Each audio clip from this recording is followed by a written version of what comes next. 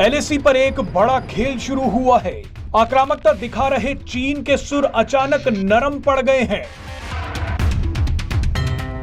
लेकिन हैरानी की बात यह है कि अब भारत एलएसी पर गतिविधियां तेज कर रहा है।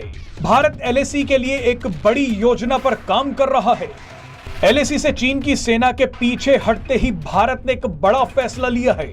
वो फैसला क्या है आपको बताएंगे, लेकिन उससे पहले आपको बता दें कि लद्दाख में एलएसी पर अभी भारत और चीन के सैनिक पूरी तरह से पीछे हटे भी नहीं थे कि अचानक चीन ने ऐसा दावा कर दिया कि मानो सब कुछ ठीक है।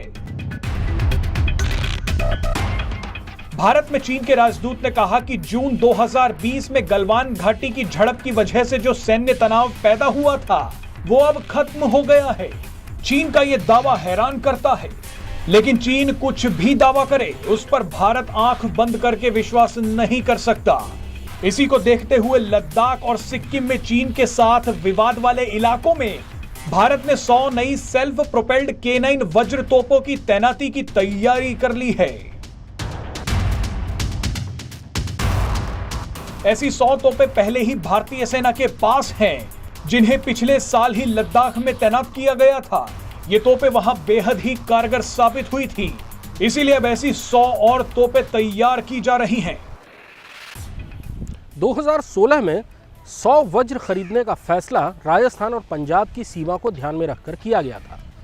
लेकिन जब मई 2020 में लद्दाख में भारत और चीन के बीच तनाव शुरू हुआ, तब पहली बार वज्र को लद्दाख ले जाने के बारे में सोचा गया। पहाड़ों की लड़ाई में तोप बहुत कारगर होती है, जो लंबी दूरी से भारी गोलाबारी कर सकती है, लेकिन इसको एक जगह से दूसरी जगह ले जाना मुश्किल होता है। इसको किसी ट्रक के पीछे टो करके ले जाना होता है। टैंक बहुत तेज़ रफ्तार से एक जगह से दूसरी जगह जा सकता है, और इसमें काम करने वाला क्रू भी इसके भारी आर्मर यानी कवच के अंदर सुरक्षित रहता है। लेकिन टैंक की मार केवल 5 किलोमीटर तक हो सकती है, और इसका गोला भी इतना भारी नहीं होता है। वज्र एक सेल्फ प्रोपेल्ड तोप है, और इसमें टैंक और आर्टिलरी गन दोनों की ही खासियतें हैं।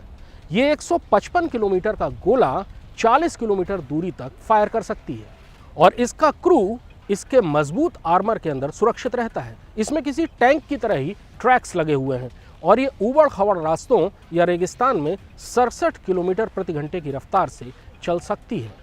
यानी टैंक की रफ्तार और सुरक्षा में तोप की मारक क्षमता का घातक कॉकटेल। मई 2021 में पहली बार वज्र को लद्दाख ले जाया गया। लद्दाख की -30 डिग्री की सर्दियों में वज्र को काम करने लायक बनाने के लिए खास विंटर किट का इस्तेमाल किया गया। इस विंटर किट में थे इतनी सर्दी में न जमने वाले ऑयल, फ्यूल और लुब्रिकेंट्स। इस विंटर किट के सहारे वज्र ने न केवल लद्दाख की भयानक सर्दियां काट लीं, बल्कि उसने अपने सारे फायरिंग टेस्ट कामयाबी से पूरे किए। अब भारत 100 नए वज्र खरीद रहा है। दरअसल भारत की योजना 200 नए वज्र खरीदने की है, जिसमें से 100 का ऑर्डर हो भी चुका है। यानी भविष्य में लाइन ऑफ एक्चुअल कंट्रोल में लद्दाख और उत्तरी सिक्किम के मैदानों में वज्र भारतीय सेना का प्रमुख हथियार हो जाएगा।